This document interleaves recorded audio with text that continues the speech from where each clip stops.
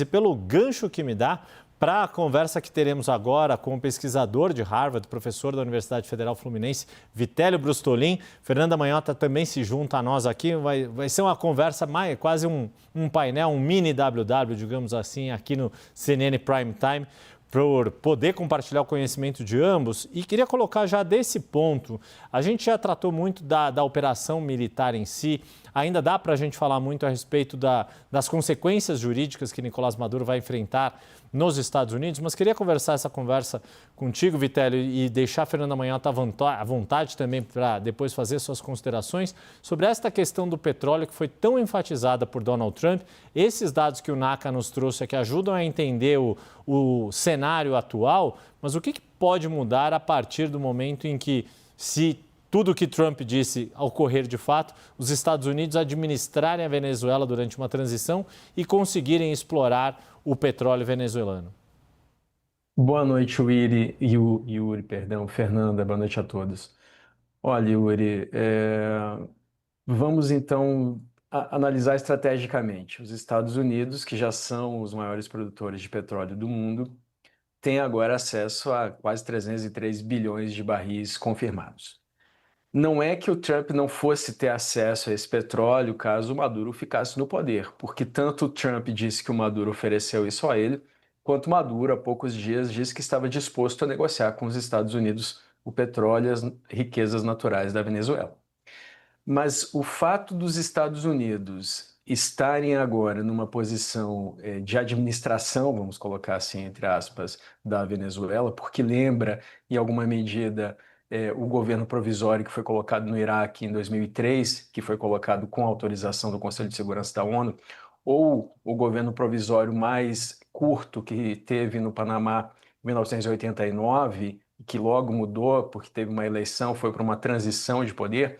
Mesmo que os Estados Unidos estejam nessa posição, o fato dos Estados Unidos terem acesso a essa reserva de petróleo os coloca em uma posição de vantagem hegemônica em relação à Rússia, à China, a outros rivais estratégicos. Então, isso é sim uma jogada estratégica, nós já sabíamos disso porque na campanha o Trump falava das reservas de petróleo da Venezuela.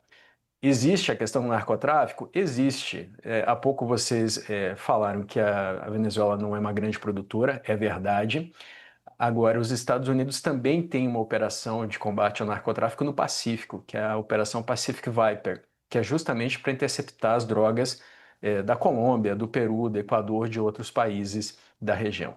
E existe a questão do Maduro, que deve agora ser julgado nos Estados Unidos. Existe toda uma discussão jurídica sobre isso, de direito internacional e direito dos Estados Unidos, porque essa operação, conforme também foi pontuado, deveria ter sido autorizada pelo Congresso, mas tudo isso é um pacote. O Trump queria o pacote completo: o petróleo, a derrubada do Maduro e o combate às drogas, Yuri. Pois é, o Fernandinho foi, nesse ponto, pelo menos, so far, até agora, está sendo bem sucedido nesses três pontos. Essa questão do petróleo chamou muito a atenção e, como você mesmo enfatizou, né, Manhota, foi a palavra mais dita por Donald Trump. Não se falou em liberdade, não se falou em democracia, em fim da repressão. Se falou muito em petróleo nas palavras do próprio Donald Trump.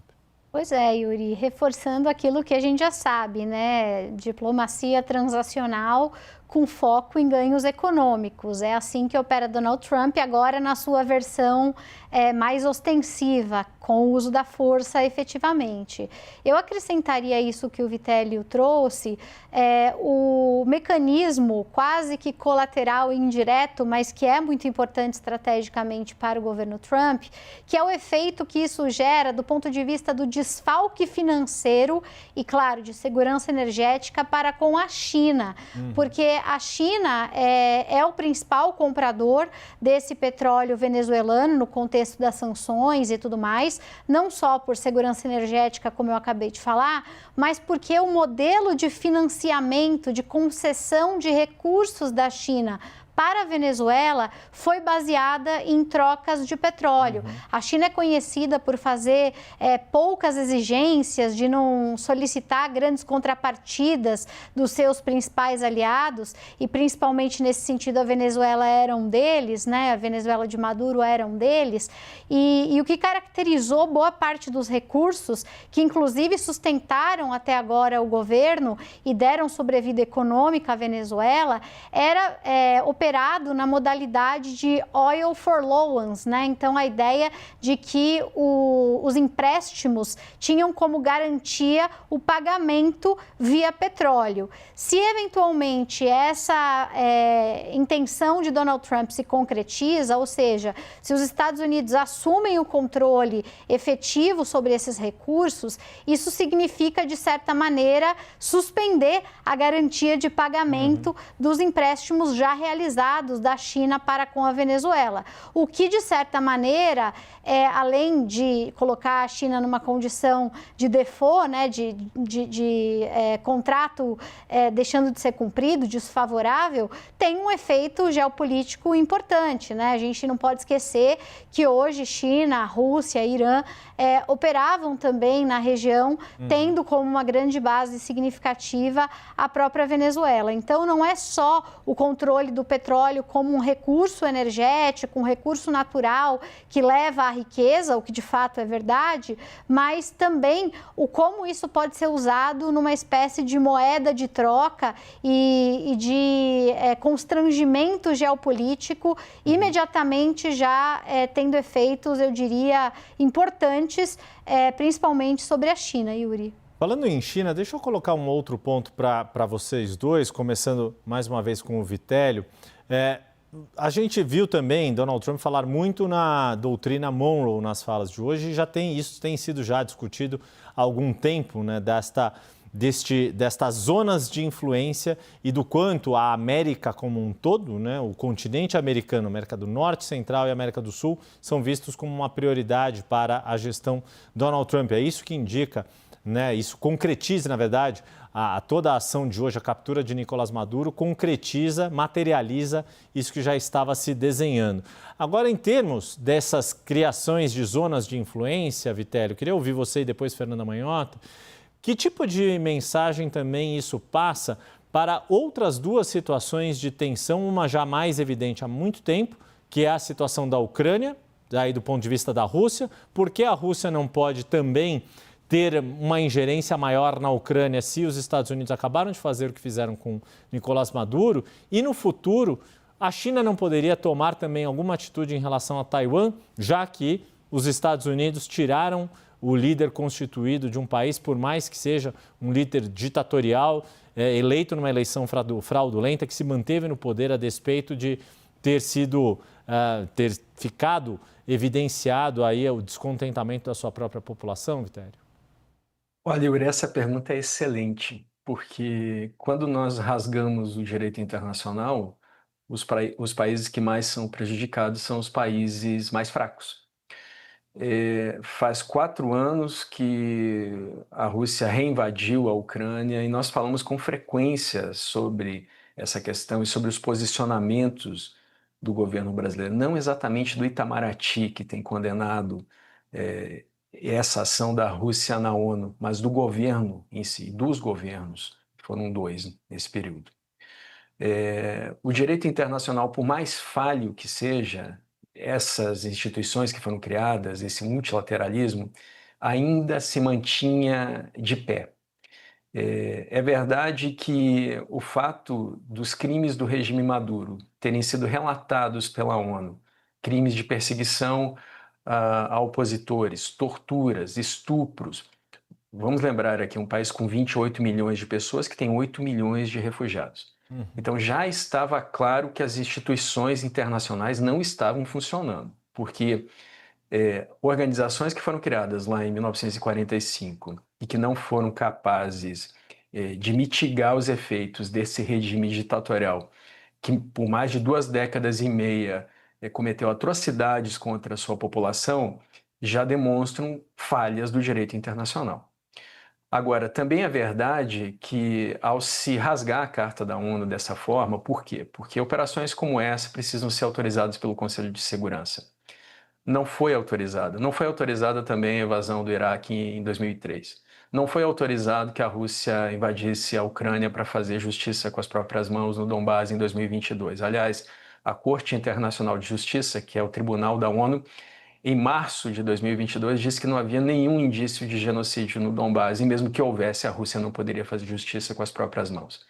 Então, quando nós vemos esse tipo de ação de potências bélicas contra países menores, por mais que haja problemas nos países menores, como há na Venezuela, nós vemos o mundo regredindo a uma fase em que não havia organizações internacionais. Se a gente pensar, por exemplo, que a primeira organização, a organização que precedeu a ONU, a Liga das Nações, foi criada no fim da Primeira Guerra para evitar guerras e que 20 anos depois foi extinta justamente por conta do advento da Segunda Guerra, nós percebemos que o arranjo que foi criado há mais de 80 anos deixou de funcionar. E é claro que a China está observando isso porque tem interesse em ocupar Taiwan. Nós vemos isso pela intensificação dos exercícios na região. Eu só vou concluir, Yuri, dizendo que o momento lembra muito 1945, a Conferência de Yalta, quando o Roosevelt, presidente dos Estados Unidos, o Churchill do Reino Unido e o Stalin da União Soviética se encontraram numa reunião secreta para dividir o mundo em zonas de interesse e ocupação. Essa é a época em que estamos retornando e isso não é bom para países médios como o Brasil, Yuri. Vitélio nos dando ali um baita contexto. Fernanda, antes de te ouvir, só para a gente trazer uma informação da CNN Internacional, confirmando que, de fato, Nicolás Maduro está na sede do DEA, aquela unidade que nós vimos ali em Manhattan, em Nova York, perto ali do High Line. A gente via, inclusive, as estruturas do High Line. Fernando Nakagawa foi nos ajudando aqui na localização. Fernanda Manhota também aqui nos bastidores aqui da nossa redação, me confirmando ali a localização que o Naka trouxe. Agora, a informação oficial de que, de fato, o Nicolás Maduro estava naqueles helicópteros e no comboio que o levou para a sede do DEA em Manhattan, antes de ir para o centro de detenção, onde vai ficar no Brooklyn. Manhota, quero colocar essa mesma questão, como Vladimir Putin, Xi Jinping e os seus regimes interpretam a notícia histórica de hoje, a captura de Nicolás Maduro pelos agentes do governo Donald Trump dos Estados Unidos. Olha, Yuri, em princípio, a notícia para essas lideranças é de preocupação, né? Afinal, a gente está falando de um aliado regional importante, não à toa todos reagiram publicamente manifestando preocupação. Agora, os próximos passos, né, dessa conversa é que vão determinar a extensão desses danos. Do ponto de vista mais abrangente, sistêmico, né, estrutural, é interessante o que o Vitélio trazia, e não à toa, né, dizem que a história não se repete, mas ela rima, Vitélio. E Yalta, que ele citou agora como um momento histórico que nos faz lembrar de fato o que estamos vivendo agora, diga-se de passagem, é uma cidade que fica na Crimeia, né? Crimeia que está hoje também sendo disputada no contexto da Ucrânia. As pessoas às vezes esquecem, né, que esses nomes históricos ainda existem, elas estão em algum lugar. Mas indo para o raciocínio em si, parece claro, de fato, que a gente está trabalhando aqui uma divisão de áreas de influência pelo mundo e que, portanto, isso inclusive pode vir a configurar um grande arranjo oligárquico, né? Quer dizer, em princípio, a gente tende a ver essas lideranças em oposição, né? Putin na Rússia, China, Trump nos Estados Unidos, porque de fato há uma disputa de poder entre esses países, mas nada descarta que não se possa criar um verdadeiro condominium, né? A expressão da ciência política entre eles. Quer dizer, é possível que haja um arranjo, ainda que informal, no sentido de que cada um assume responsabilidade sobre a sua zona de influência com mínima ingerência alheia, o que para cada um deles, né, dessas três lideranças, é uma ótima notícia.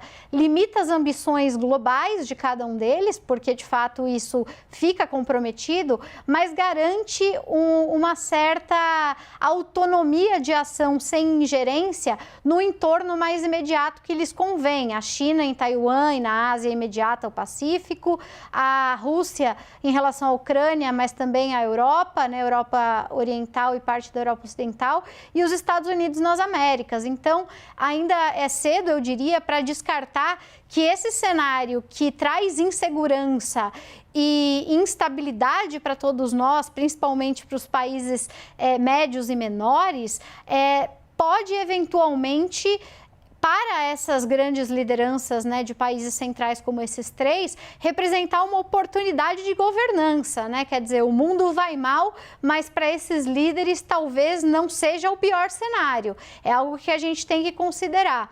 E eu pensava que enquanto o Vitélio falava sobre o colapso, né, do multilateralismo, do direito internacional e tudo isso, numa frase, Yuri, que eu acompanhei uma vez num discurso da Hillary Clinton, não sei se ela estava parafraseando alguém ou se a frase era dela mesma, mas ela disse uma frase que depois ficou famosa. Ela disse: quem cria cobras não pode esperar que elas mordam, que elas ataquem apenas os vizinhos, né? Então, quando a gente está falando em matéria de política internacional, ainda que as instituições sejam falhas, que o direito internacional tenha as suas dificuldades de implementar coercitivamente certas ações, que os movimentos sejam lentos, tudo isso que a gente já sabe, existe pelo menos ali um parâmetro do que é aceitável ou não. Na medida em que tudo isso vai se desmantelando e que a gente passa a normalizar o uso da força, a aceitar que o mundo vai sendo governado por uma geopolítica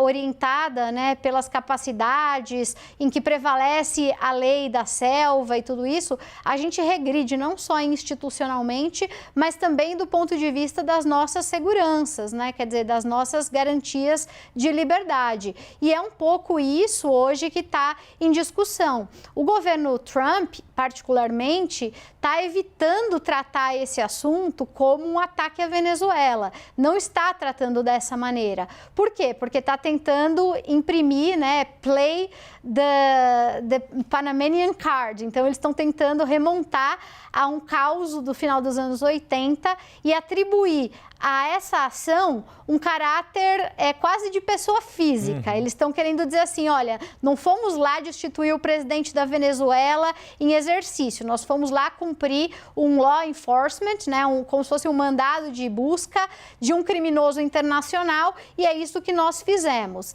Ainda que juridicamente isso possa facilitar o trâmite interno nos Estados Unidos, diminuir as contestações, garantir que Maduro vá à justiça, no final do dia é aquela história, né? Saindo da Hillary Clinton e chegando no bom ditado português aqui do Brasil, pau que bate em Chico, bate em Francisco. Hoje, as pessoas podem achar que, eventualmente, Nicolás Maduro mereceu esse tratamento, mas amanhã a gente não sabe se é outra liderança, talvez alguma que as pessoas prefiram mais, que possa ser vítima de um mecanismo como esse, na ausência de uma legislação internacional e de estruturas efetivamente legítimas que possam conduzir processos de uma maneira mais transparente.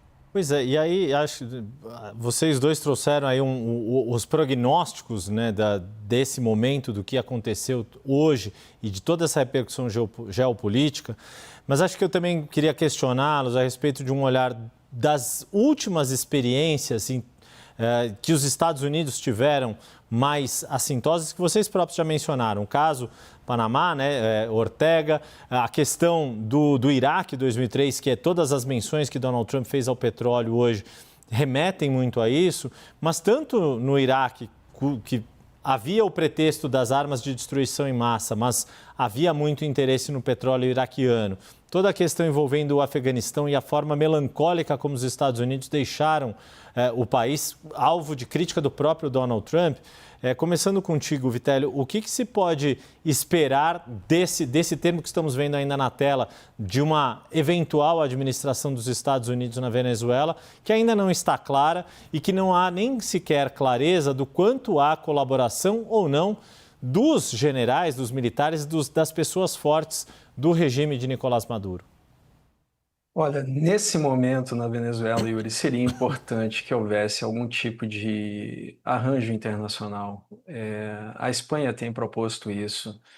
Algum arranjo que pudesse dar algum tipo de auxílio à mudança de regime. Porque, veja só, a ONU tem um instrumento para tutela de estados, que é o Conselho de Tutela, que é um conselho que está desativado. Ele foi criado no fim da Segunda Guerra, justamente para tutelar estados que iam ser reconstruídos, mas esse conselho há muito tempo foi desativado, ele pode ser reativado, seria um instrumento para tutelar um estado em transição de poder.